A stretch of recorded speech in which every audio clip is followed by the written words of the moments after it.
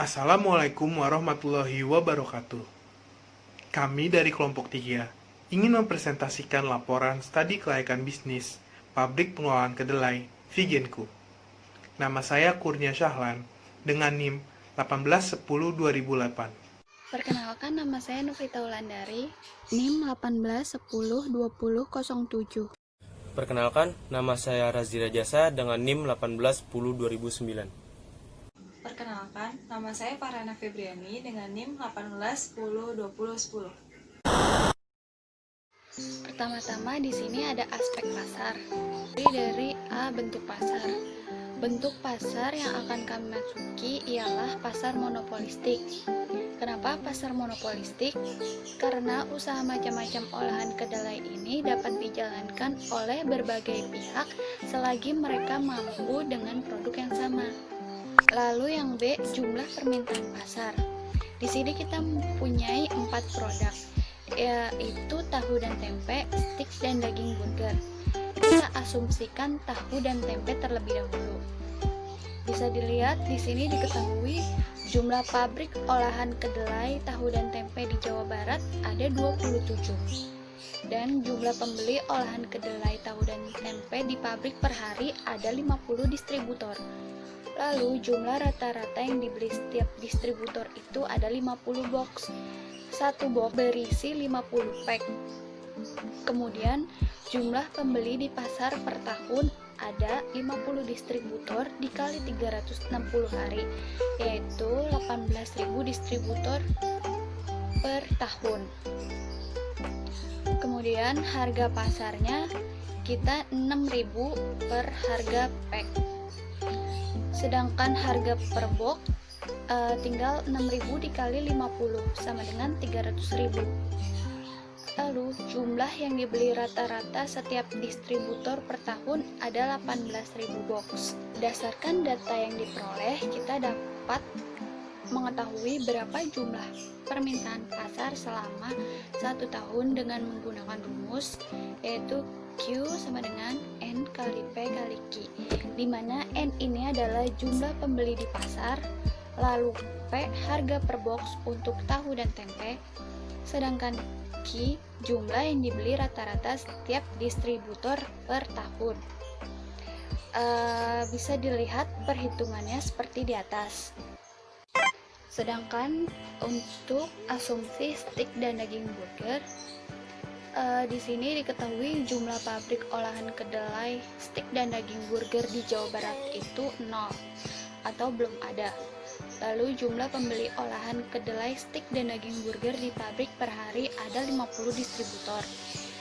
Jumlah rata-rata yang dibeli setiap distributor itu ada 45 box. Satu box terdapat 10 pack.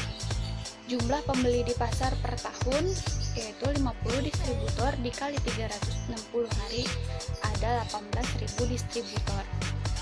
Harga pasarnya 40.000 itu harga per pack. Sedangkan harga per box 40.000 dikali 10 sama dengan 400.000. Jumlah yang dibeli rata-rata setiap distributor per tahun ada 16.200 box. Berdasarkan data yang diperoleh, kita dapat mengetahui berapa jumlah permintaan pasar selama setahun dengan menggunakan rumus yang sama. Perhitungannya kita bisa lihat seperti gambar yang di atas. Lalu C untuk wilayah pemasaran. Produk olahan kedelai yang kami produksi akan kami pasarkan di wilayah Jawa Barat.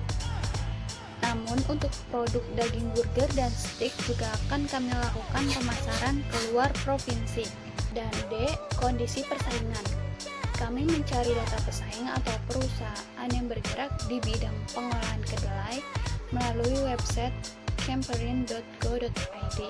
Dan data yang kami peroleh diantaranya yaitu terdapat 23 perusahaan yang berada di Jawa Barat dengan komoditi tahu, dan terdapat 4 perusahaan yang berada di Jawa Barat dengan komoditi tempe, sedangkan tidak ada perusahaan yang memproduksi komoditi stik maupun daging burger. Harga jual yang ditawarkan perusahaan komoditi tahu dan tempe di wilayah Jawa Barat yaitu kisaran 6.000 sampai 8.000 untuk komoditi tempe dengan 2 buah papan tempe. Nah, sedangkan 10.000 sampai 15.000 untuk komoditi tahu dengan 10 pieces tahu. Lalu untuk komoditi daging burger vegan kisaran 36.000 sampai 38.000 dengan berisikan 9 buah daging burger. Untuk rencana penjualan kita bisa lihat pada tabel di bawah ini.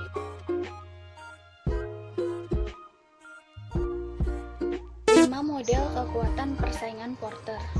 Yang pertama ada ancaman pendatang baru, kedua kekuatan penawaran pemasok, tiga kekuatan penawaran pembeli, empat ancaman produk pengganti, dan lima persaingan di antara kompetitor yang ada. Pertama, ancaman pendatang baru. Kita bisa lihat di sini ancaman pendatang baru tinggi itu ketika satu memerlukan modal yang sedikit, dua ada loyalitas pelanggan yang rendah, dan yang ketiga produk yang dihasilkan hampir identik. Namun pada industri olahan kedelai ini ancaman pendatang baru pada industri ini rendah karena dibutuhkan modal yang besar, dimulai dari pembelian bahan baku sampai kebutuhan membeli mesin-mesin produksi. Meskipun bahan baku dalam industri ini cukup mudah untuk ditemukan, tetapi kami juga harus melakukan riset dan membutuhkan alat produksi dan bahan baku yang berkualitas agar produk kami ini terjamin kualitasnya dan terdapat perbedaan dengan kompetitor dalam industri yang sama. Lalu yang kedua, kekuatan penawaran pemasok. Pemasok memiliki daya tawar yang kuat, yaitu saat ada sedikit pemasok tapi banyak pembeli.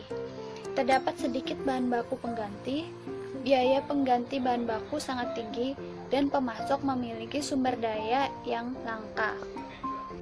Nah, bahan baku yang digunakan untuk vegan food ini merupakan bahan yang banyak beredar di pasar, sehingga relatif mudah untuk didapatkan. Sehingga daya tawar pemasok cenderung rendah. Akan tetapi keuntungan dengan banyaknya pemasok bahan baku akan membuat industri olahan kedelai dapat memilih pemasok bahan baku dengan harga murah dan kualitas yang baik. 3. Kekuatan penawaran pembeli.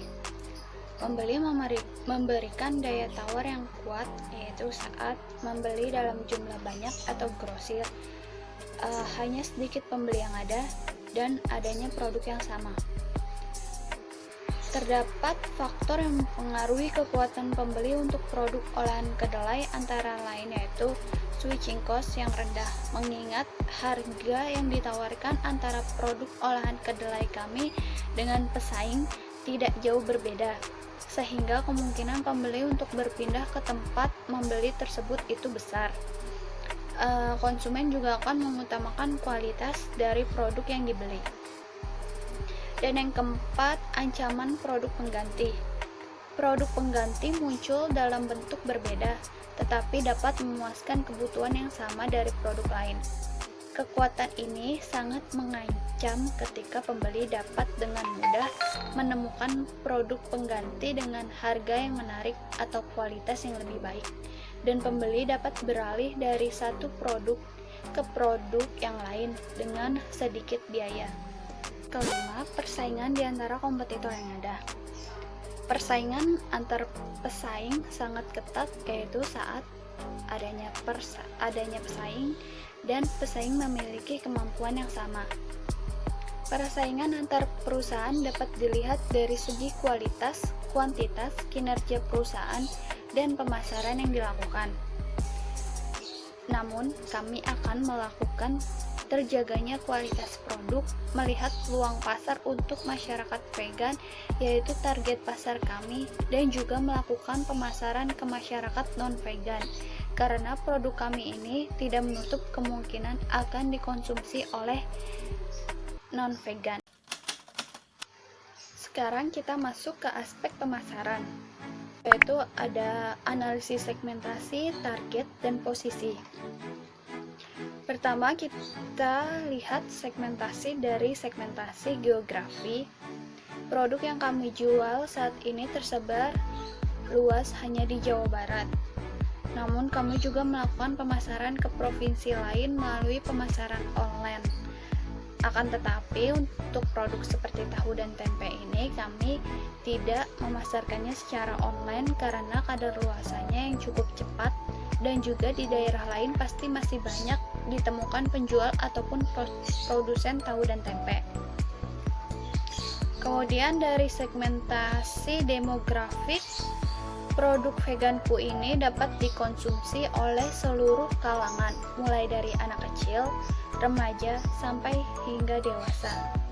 Dilihat dari segmentasi psikografi, produk yang kami tawarkan ini sangat cocok untuk masyarakat yang memiliki gaya hidup mengkonsumsi makanan sehat. Dengan mengkonsumsi makanan vegan yang alami dan tidak ada unsur hewani ini, produk kami ini memiliki kualitas yang baik dan sehat sehingga konsumen tidak perlu merasa khawatir. Dari segmentasi perilaku, produk yang kami tawarkan ini memiliki kualitas yang baik dengan kandungan bahan yang berkualitas dan aman untuk dikonsumsi oleh konsumen dengan proses produksi yang bersih. Dengan adanya tren atau pola pikir masyarakat untuk hidup dengan mengkonsumsi makanan seimbang, produk kami ini cocok dikonsumsi untuk menjalani pola hidup seimbang. Dan untuk target pasar produk kami ini adalah di wilayah Jawa Barat.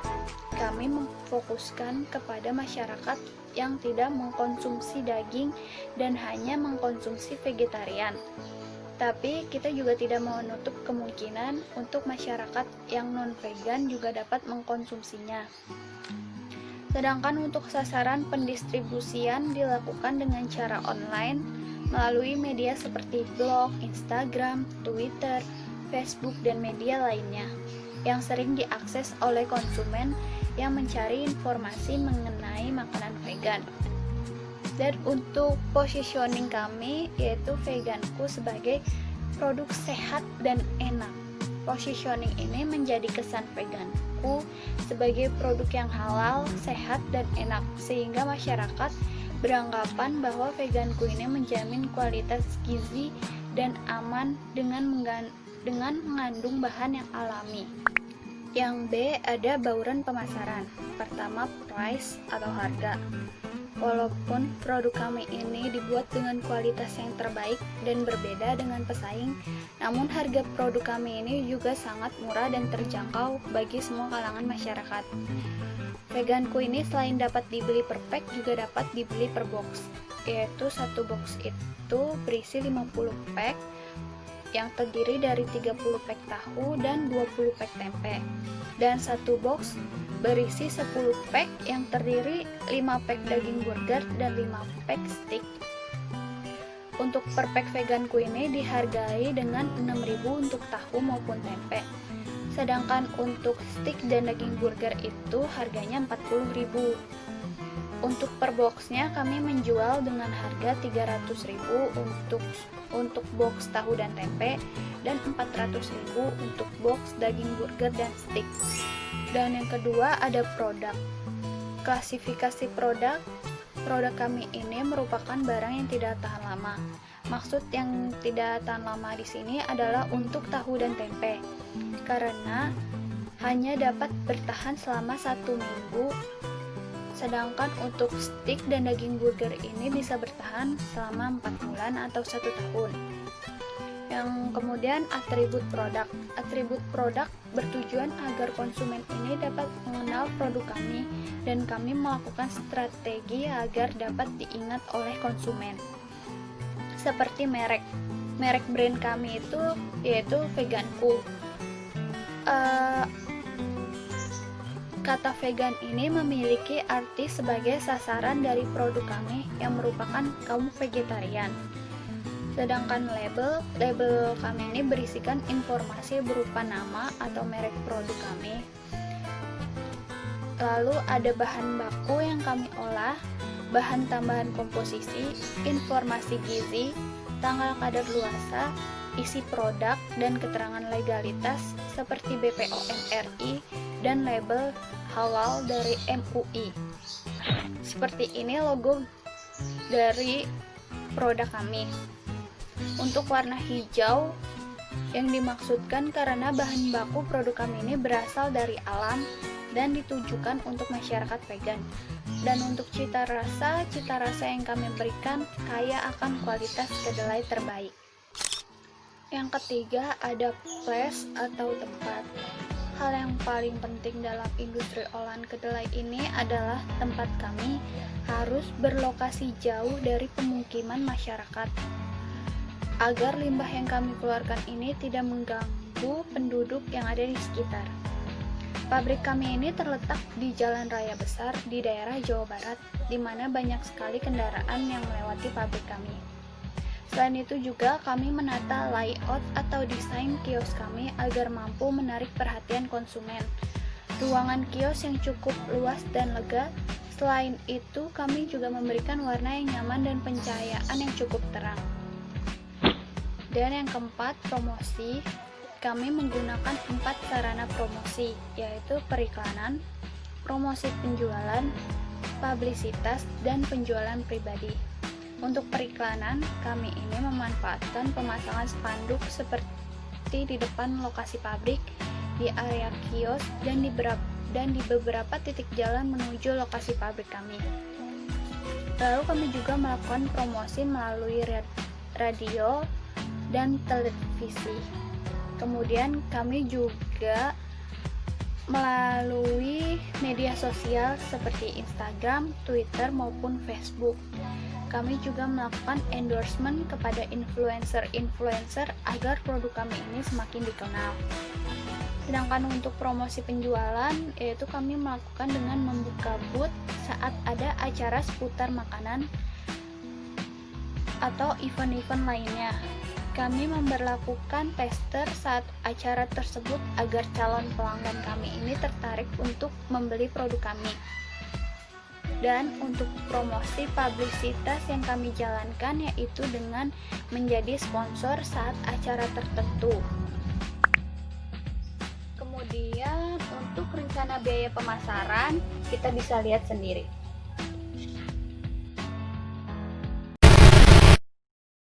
Di sini saya akan menjelaskan tentang aspek teknis.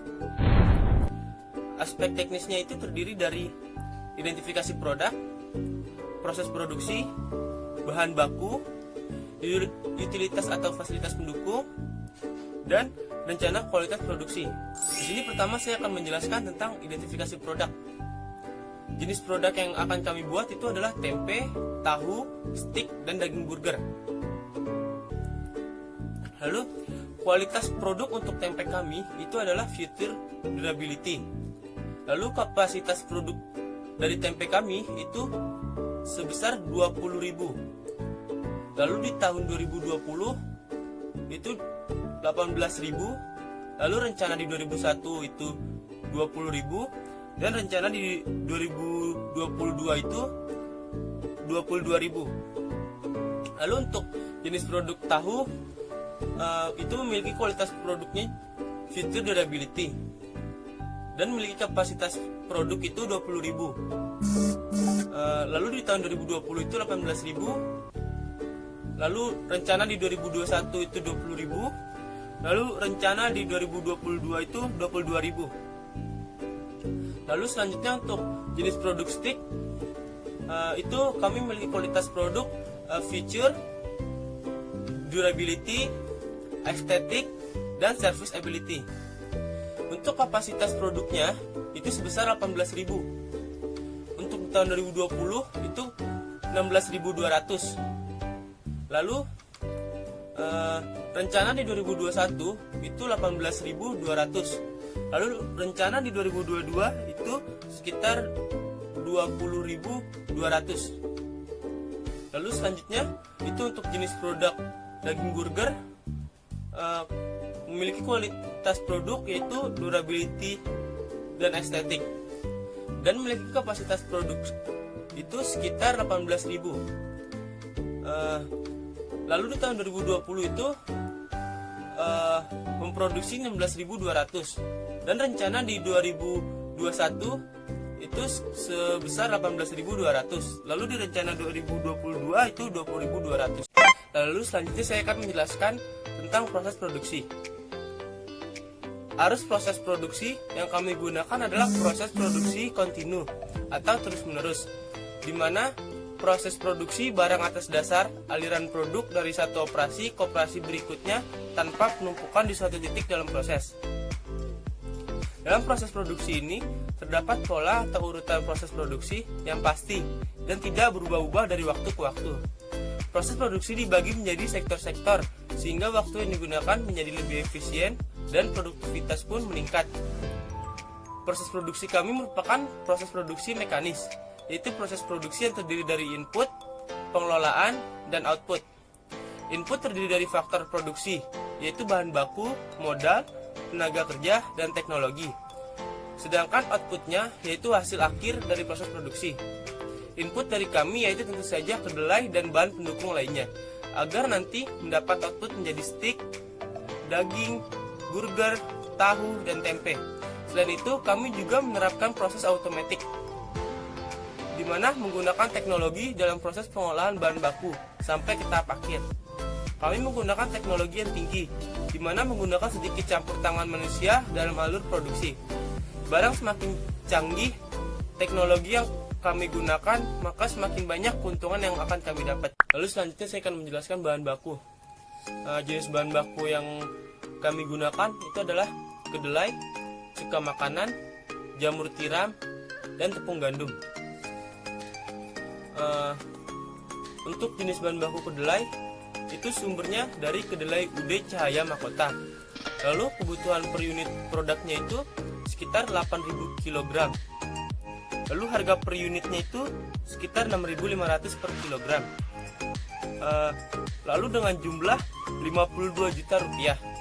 Lalu untuk jenis bahan baku cuka makanan, itu sumbernya itu dari PT Sidola dengan kebutuhan per unit 2.000 liter. Lalu dengan harga per unit 13.000 per liter. Lalu jumlahnya itu sekitar 26 juta rupiah.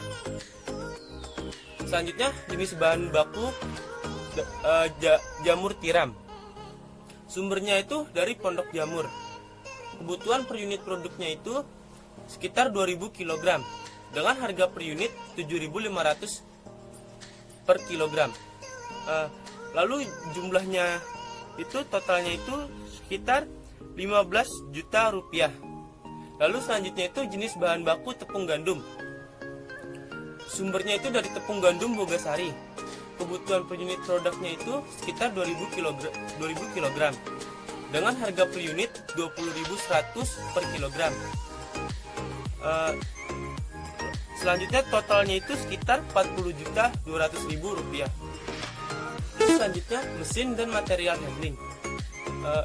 Itu terdiri dari mesin grinding dan Okara spratting cooking, lalu twin grinding dan Okara spratting and cooking machine, lalu mesin grinding dan Okara memisahkan, lalu twin grinding dan Okara spratting machine, lalu F1404 mesin penggiling dan pemisah, lalu mesin ribbon mixer, lalu yang terakhir itu super mixer AGW. Lalu selanjutnya utilitas atau fasilitas pendukung. Dari tenaga listriknya itu ada PLN dan generator listrik. Lalu selanjutnya itu untuk air itu untuk proses produksi. Lalu ragi untuk pembuatan tempe dan daun pisang untuk membungkus tempe. Lalu selanjutnya untuk lokasi pabrik, PT Determine berlokasi di Jalan Jenderal Sudirman, Bandung, Provinsi Jawa Barat. Lokasi dapat dikatakan strategis karena posisi pabrik yang berada di akses jalan menuju pusat kota. Luas yang dimiliki untuk pembangunan pabrik serta kantor yaitu seluas 50.000 meter persegi atau 5 hektar, yang terdiri dari 1.000 meter persegi kantor, 10.000 meter persegi gudang, 7.000 meter persegi lahan penguraian limbah, lalu 30.000 meter persegi bangunan pabrik, 1.000 meter persegi lahan parkir, 800 meter persegi kantin, dan 200 meter persegi musola. Dan seperti ini layout atau tata letak pabrik kita. Aspek manajemen dan sumber daya manusia. Yang pertama saya akan menjelaskan untuk bagian keuangan. Di bagian keuangan ini memiliki 1 direktur keuangan, lalu memiliki 3 manajer keuangan. Manajer keuangannya itu terdiri dari finance manager, accounting manager, dan tax manager. Lalu di setiap manajer itu memiliki staff dan tidak memiliki non-staff. Untuk bagian pemasaran itu memiliki 1 direktur pemasaran dan 3 manajer pemasaran. Manajer pemasarannya itu terdiri dari customer support manager, part sales manager, dan service business manager. Lalu memiliki 13 staff dan memiliki 10 non-staff. Lalu selanjutnya untuk bagian SDM itu memiliki 1 direktur SDM, lalu memiliki 3 manajer SDM. Manajer SDM itu terdiri dari General Affairs Manager, General Personal Manager, Human Research Department Manager, dan memiliki 58 staff dan memiliki 210 non-staff.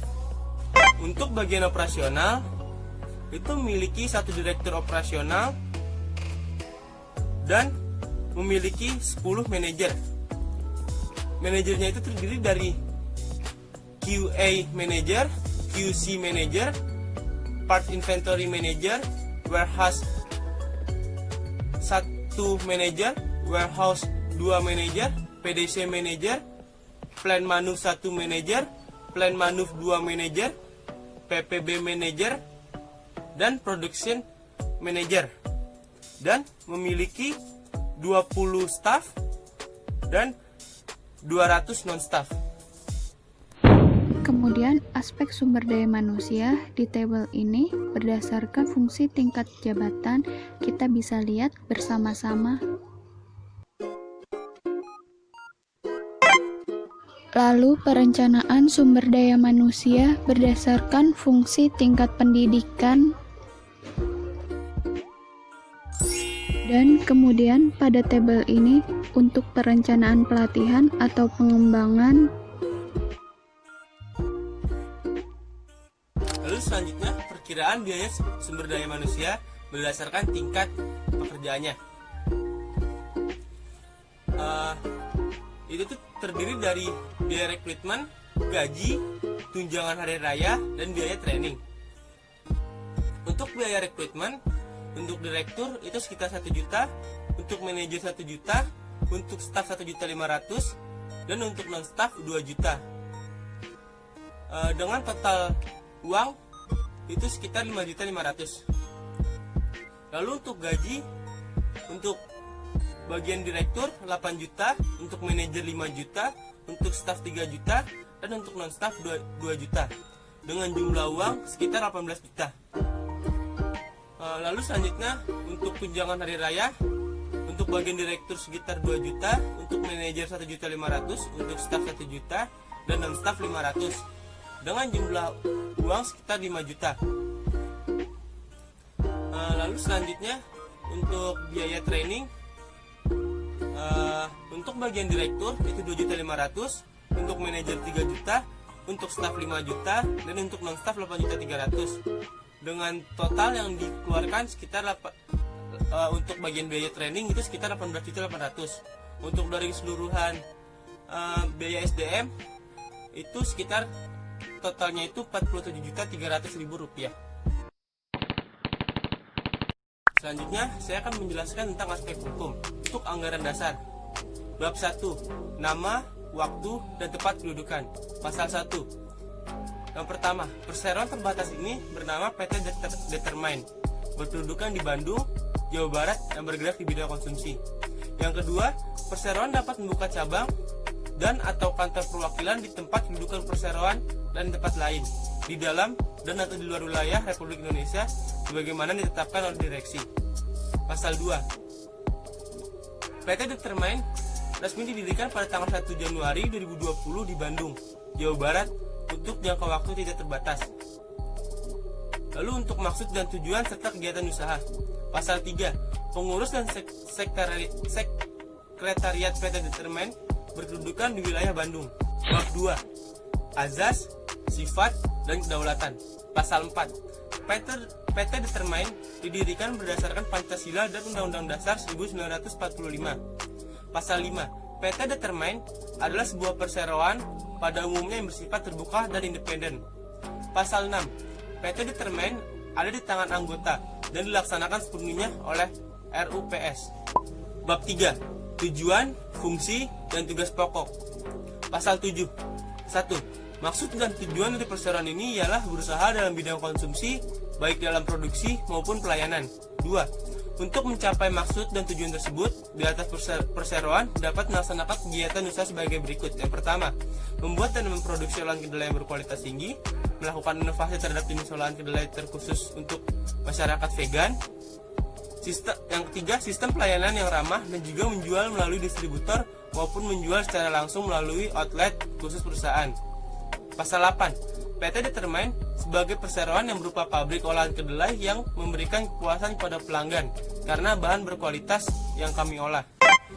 Bab 4. Lambang dan atribut PT Determine. PT Determine mempunyai lambang perusahaan seperti yang bisa dilihat di gambar.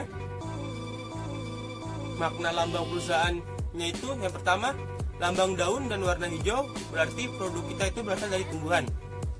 Lalu yang kedua, kata vegan itu memiliki arti sebagai sasaran dari produk kami yang merupakan kaum vegetarian.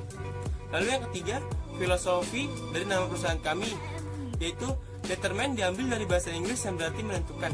Karena dalam produksi produk kami melalui sangat banyak proses yang panjang dan detail sebelum bisa menentukan apakah produk tersebut layak dan tidak ada sedikitpun error saat dipasarkan. Maka dari itu determine adalah kata paling krusial dalam perusahaan kami. Bab 5. Keanggotaan, hak, dan kewajiban. Pasal 10. Berikut adalah daftar pemegang saham sekaligus pengurus di PT Determine. 1. Kurnia Salan dengan besar saham yang dimiliki adalah 1/4 dari modal dasar. Yang kedua, Farhana Febriani dengan besar saham yang dimiliki adalah 1/4 dari modal dasar. Lalu yang ketiga, Novita Wulan dengan besar saham yang dimiliki adalah 1/4 dari modal dasar. Lalu selanjutnya, Razi Rajasa dengan besar saham yang dimiliki adalah 1/4 dari modal dasar. Pasal 11. Yang pertama, direksi terdiri dari sedikit 2 orang anggota direksi dengan susunan sebagai berikut. Yang pertama, seorang direktur utama dan seorang direktur. Dengan ketentuan bahwa dari antara para direktur dapat diangkat seorang wakil direktur utama. Yang kedua, para anggota direksi diangkat dan diberhentikan oleh RUPS. Pengangkatan tersebut berlaku sejak tanggal yang ditentukan dalam rapat umum pemegang saham, di mana ia diangkat dan berakhir pada saat ditutupnya rapat umum pemegang saham tahun ketiga.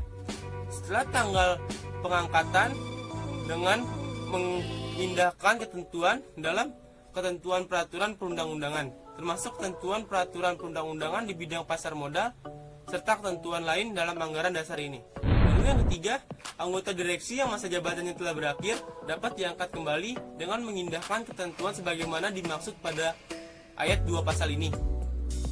Lalu yang keempat, RUPS sewaktu-waktu dapat memberhentikan seorang atau lebih anggota direksi sebelum masa jabatannya berakhir.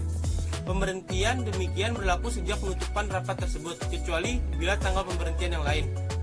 Yang kelima, seorang anggota direksi dapat mengundurkan diri dari jabatannya dengan memberitahukan terlebih dahulu secara tertulis kepada perseroan mengenai itu, paling sedikit 30 hari sebelumnya. Pengunduran diri tersebut berlaku sejak tanggal pengunduran diri tersebut diterima dan disetujui oleh RUPS.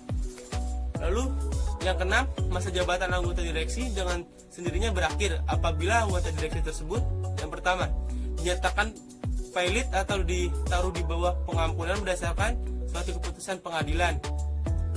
Lalu yang kedua, tidak lagi memenuhi persyaratan peraturan perundang-undangan atau meninggal dunia.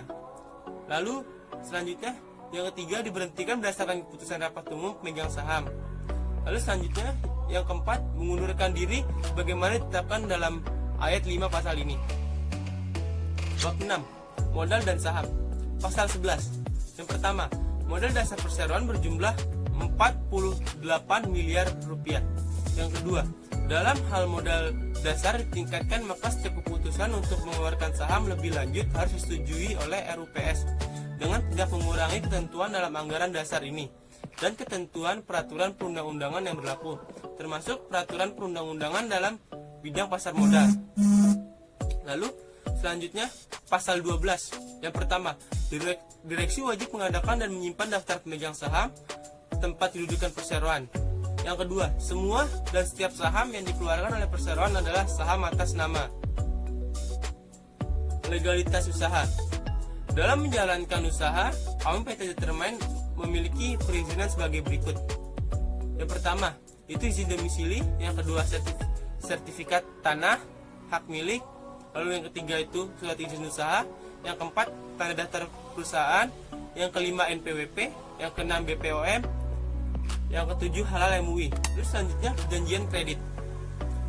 1. Tujuan penggunaan kredit adalah untuk memberikan modal usaha dalam mendirikan dan menjalankan PT Determine yang bergerak di bidang konsumsi dengan membuka pabrik olahan kedelai di Bandung, Jawa Barat. Modal usaha ini kemudian untuk berinvestasi dan sebagai modal kerja. Dalam berinvestasi, dengan menggunakan modal usaha ini, kami akan gunakan untuk membeli peralatan, berenovasi bangunan, dan membayar biaya perizinan. Sedangkan untuk memenuhi modal kerja akan digunakan untuk membeli produk yang akan kami jual kembali. Yang kedua, plafon kredit adalah sebesar 9.600.000.000 kali 10%, itu jumlahnya 960 juta. Lalu yang ketiga, syarat kredit berupa tanda tangan dari para pemegang saham, dan jika PT Determine tidak dapat melunasi utang, maka bank peminjam berhak menyita dan mengambil peralatan dan perabot yang dimiliki pabrik olahan kedelai. Di sini saya akan menjelaskan tentang aspek ekonomi, politik, sosial, dan budaya dalam perusahaan kedelai kami. Pertama ada aspek politik. Memang bisnis kami tidak terpengaruh secara langsung terhadap aspek politik yang terjadi pada saat ini. Namun apabila berbicara secara tidak langsung, bisnis kami merasakan dampaknya atas sikap yang diambil pemerintah yang dapat mempengaruhi perubahan nilai tukar rupiah terhadap dolar US. Dikarenakan adanya pandemi virus corona yang terjadi di Indonesia yang dimulai pada 2 Maret 2020. Berikut pengaruh sikap pemerintah dalam aspek politik terhadap nilai tukar rupiah terhadap dolar US.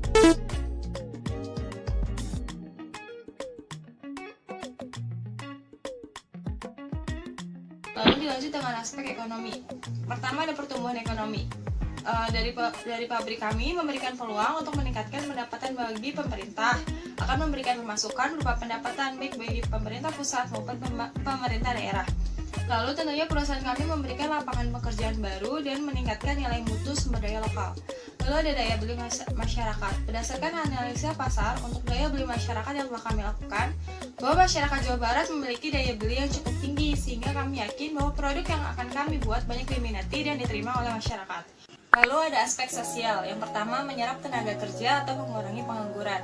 Pabrik kami akan menyerap tenaga kerja yang mempunyai kualitas terbaik dan juga tenaga kerja yang belum mempunyai kualitas terbaik untuk kami tingkatkan kualitas mereka. Lalu melaksanakan alih teknologi. Meskipun pabrik kami bergerak untuk memproduksi kedelai menjadi tahu, tempe, stik, dan daging burger, namun kami juga menggunakan teknologi untuk mempercepat produksi kami yang selalu mencapai 4.750 box per hari untuk 50 distributor. Lalu mempengaruhi kesehatan lingkungan. Kami sadar akan bahaya dari limbah yang kami keluarkan. Maka dari itu, kami menggunakan beberapa teknik untuk penguraian limbah seperti SBR atau Sequencing Batch Reactor, dan juga proses biologis anaerob sehingga jika limbah kami buang akan tidak lagi mencemari lingkungan sekitar. Lalu kelas sosial, gaya hidup sehat dan vegan mulai diterapkan oleh banyak kalangan masyarakat, apalagi dengan adanya wabah baru-baru ini yang menyerang dunia, mewajibkan masyarakat untuk menjalani pola hidup sehat. Maka dari itu, Veganku hadir untuk memenuhi kebutuhan masyarakat agar menjalani pola hidup yang sehat dengan mengonsumsi olahan kedelai yang kami buat. Lalu ada jumlah penduduk. Berdasarkan data BPS pada tahun 2019, penduduk di Jawa Barat mencapai 49 juta jiwa. Pabrik kami berlokasi di daerah Bandung, di mana Bandung mempunyai banyak sekali wisatawan, sehingga kami membuka outlet di sekitar pabrik kami untuk menjadikan Veganku sebagai salah satu buah tangan yang dapat mereka bawa setelah mengunjungi Bandung. Lalu ada tingkat penghasilan. Kami memberikan gaji kepada karyawan sesuai dengan UMP atau upah minimum provinsi Jawa Barat yang ditetapkan oleh pemerintah. Kami juga memberikan bonus tambahan kepada karyawan, diantaranya tunjangan hari raya, komisi penjualan, dan lain-lain. Lalu ada tingkat pendidikan. Veganku mempunyai standar khusus untuk menerima karyawan yang akan kami kerjakan sesuai dengan bidang tugas yang akan kami berikan. Setiap karyawan di Veganku memiliki tingkat pendidikan yang berbeda sesuai dengan kemampuan dan tugas yang akan diberikan. Lalu ada aspek budaya. Penerapan budaya manajemen yang sesuai dengan budaya organisasi atau industri dapat berpengaruh pada efektivitas kerja, di mana suatu keadaan tercapainya tujuan yang diharapkan atau dikehendaki melalui penyelesaian pekerjaan sesuai dengan rencana yang telah ditentukan. Efektivitas kerja dalam proses produksi yang diterapkan industri olahan kedelai kami sangat efektif, di mana setiap tahap dikelola dengan baik, mulai dari permodalan, penggunaan tenaga kerja, sampai pada proses produksi. Lalu di sini ada aspek resiko. Yang pertama, masalah yang potensial. Masalah potensial berasal dari dalam perusahaan maupun luar perusahaan, diantaranya masalah kualitas produk, masalah lingkungan, pemasaran, keuangan, aspek SDM, dan masalah sistem informasi. Lalu ada risiko dan hambatan. Risiko dan hambatan yang dihadapi seperti pertumbuhan permintaan konsumen yang tidak signifikan sehingga membutuhkan promosi yang lebih kuat. Melihat para pesaing, terutama produk yang sejenis dan kejadian yang tidak diharapkan sehingga dapat merugikan perusahaan. Lalu ada tindakan alternatif. Tindakan yang kami lakukan dengan menciptakan produk yang berkualitas, serta menjaga kuantitas untuk memenuhi permintaan pasar. Manajemen yang baik dan pengawasan yang berkala merupakan suatu tindakan yang tepat demi kemajuan perusahaan dan meminimalisir terjadinya kecurangan yang terjadi. Memperbaiki sistem jika ada kesalahan ataupun sudah tidak sesuai dengan keadaan yang ada. Melakukan CSR yang berguna untuk menjaga hubungan antara perusahaan dan masyarakat sekitar, menjaga dan mentaati peraturan yang berlaku dan etika agar perusahaan mengalami keberlanjutan usaha. Aspek AMDAL. Pertama, analisis mengenai dampak lingkungan. Pencemaran air dan juga pencemaran udara akan disebabkan oleh produksi dari PT Determine. Untuk pencemaran airnya adalah air limbah dari olahan kedelai, mengandung zat organik dan juga mengandung padatan zat tersuspensi. Zat tersebut akan menghasilkan zat toksin yang jika dibiarkan tersebar di lingkungan sekitar akan menimbulkan bau yang kurang sedap dan juga akan mempengaruhi ekosistem air yang ada. Pencemaran udara mengeluarkan asap yang menyebabkan polusi udara dan akan mengganggu dalam radius tertentu. Yang kedua, pengidentifikasian penyajian informasi lingkungan atau PIL. PT Determine akan membangun pabrik di daerah yang cukup jauh dari pemukiman warga. Dan kami akan mengelola air limbah produksi agar kandungan bahan yang membahayakan kadarnya bisa kami tekan serendah mungkin. 3. Rencana pengelolaan lingkungan dan rencana pemantauan lingkungannya. Jadi PT Determine akan memperhatikan kebersihan dan juga keamanan dari lingkungan pabrik sekitarnya. Lalu kami akan menggunakan teknik penguraian limbah yaitu Squashing Batch Reactor atau SBR. Juga proses biologis anaerob dan juga aerob. Sehingga limbah yang diproduksi oleh PT Determine tidak akan mencemari lingkungan sekitarnya. Untuk pengendaliannya, kami dari PT Determine akan menyiapkan lahan khusus untuk penguraian limbah dan juga akan membangun tempat sampah dan juga tempat pemisahan sampah untuk sampah yang berbahaya dan juga sampah yang aman. Aspek keuangan. A. Tabel kebutuhan investasi dan modal kerja kami adalah sebagai berikut. B. Sumber dana.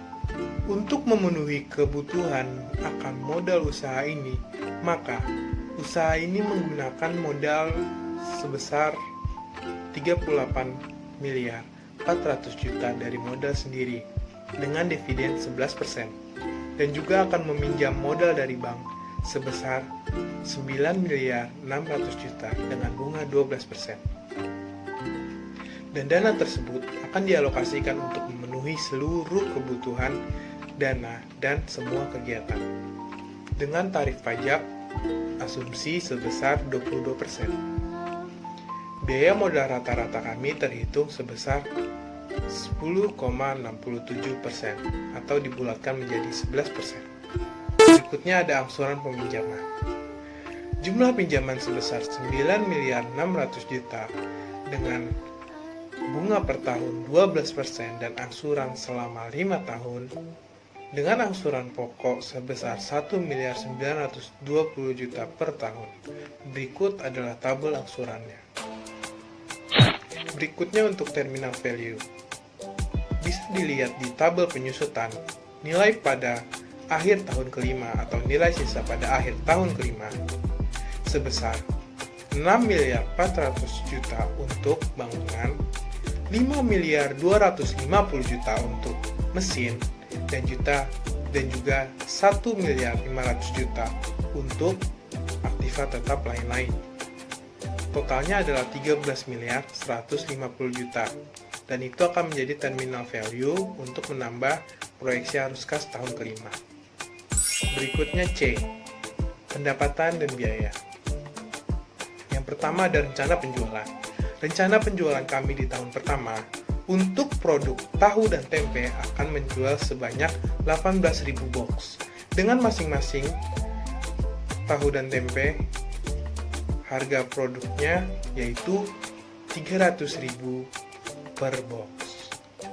Untuk produk daging burger dan daging steak, kami akan menjual sebesar Rp400.000 per box dengan target penjualan tahun pertama sebesar 16.200 box. Dan untuk keempat produk tersebut, harga jualnya per tahun berikutnya tidak akan naik. Namun, target penjualannya akan naik setiap tahunnya sebanyak 2.000 unit. Berikutnya untuk rencana pengeluaran. Berikut adalah tabel proyeksi harga beli perhitungan dan biaya bahan baku. Untuk tahu dan tempe, lalu ada untuk daging burger dan daging steak, lalu ada proyeksi total pembelian bahan baku setiap tahun. Berikutnya, biaya tenaga kerja. Untuk melaksanakan produksinya, perusahaan PT Determine menggunakan tenaga kerja langsung dan tidak langsung. Data mengenai tenaga kerja dan proyeksi biaya tenaga kerjanya dapat dilihat pada tabel data tenaga kerja. Berikut adalah proyeksi biaya tenaga kerja langsungnya. Dan berikut adalah proyeksi biaya tenaga kerja tidak langsung. Lalu berikutnya untuk proyeksi laba rugi. Berikut adalah tabel proyeksi laba ruginya.